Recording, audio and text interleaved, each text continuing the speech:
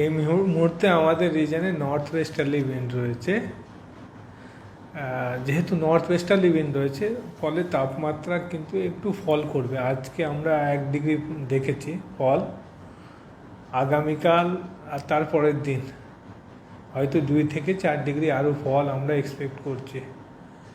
Maximum temperature 2 degree ফল, minimum temperature 4 ডিগ্রির কাছাকাছি, 2 থেকে 4 ডিগ্রির কাছাকাছি ফল এক্সপেক্টেড। কলকাতাতে যদি বলি হয়তো 16-17 মাঝখানে কোনো দিন আসবে 10 তারিখের মধ্যে, তারপরে আবার টেম্পারেচার উঠবে এরকম টেন্ডেন্সি। এখন যেটা বলেছি যে 15 তারিখ পর্যন্ত জিগজ্যাগ টাইপ থাকবে, টেম্পারেচার একবার নামবে আবার বাড়বে।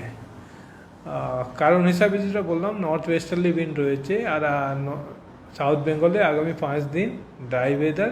নর্থ বেঙ্গলে দার্জিলিং বাদ দিয়ে অন্য জেলাগুলোতে কিন্তু ড্রাই ওয়েদার কন্টিনিউ করবে, কোনো ওয়েদার সিস্টেম নাই। কলকাতাতে সকালের দিকে কুয়াশা থাকবে। তাপমাত্রা গতকাল 28.7 ও 28-29 কাছাকাছি ছিল। আগামী 10 তারিখ পর্যন্ত কলকাতার তাপমাত্রা 25 থেকে 26 কাছাকাছি, আর মিনিমাম আজকে 20 রয়েছে, কালকে এক্সপেক্টেড অ্যারাউন্ড 17-18, আর পরের দিন আর 1 ডিগ্রি হয়তো নামবে। 16 থেকে 17 একদিন আসবে আমাদের কলকাতাতে। 10 তারিখের পর আবার টেন্ডেন্সি থাকবে যে এরা গ্র্যাজুয়ালি কিন্তু রাইজ করবে, আবার 20-র কাছাকাছি চলে আসবে। ইমিডিয়েটলি কোনো ওয়েদার সিস্টেম আমরা দেখছি না, ফেয়ার ওয়েদার এক্সপেক্ট করছি। দিনের বেলা যেটা বলছি যে শীত হয়তো সেরকম থাকবে না, লেট নাইট আর্লি মর্নিংয়ে প্লেজেন্ট শীত হবে, এরকম একটা প্রবলিটি রয়েছে। সেক্ষেত্রে আপনি যেটা বললেন যে 15 তারিখ অব্দি জিগজ্যাগটা চলবে, 15 তারিখের পর কি মোটামুটি গরম পড়ার সম্ভাবনা থাকছে?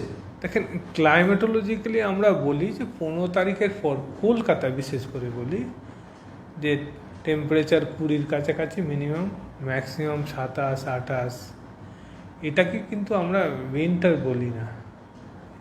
ওই জন্য চান্সেস রয়েছে যে 15 তারিখের পর হয়তো ওই ক্লাইমেটোলজিক্যালি ওই কন্ডিশনসটাই আসবে, কিন্তু 15 তারিখ আর আগে যেটা বললাম 10 তারিখ পর্যন্ত একটা চান্সেস রয়েছে ফল করবে। প্রিয় দর্শক, আরও নিত্য নতুন ভিডিওর আপডেট পাওয়ার জন্য আমাদের ইউটিউব চ্যানেলটিকে লাইক, কমেন্ট, শেয়ার এবং সাবস্ক্রাইব করুন।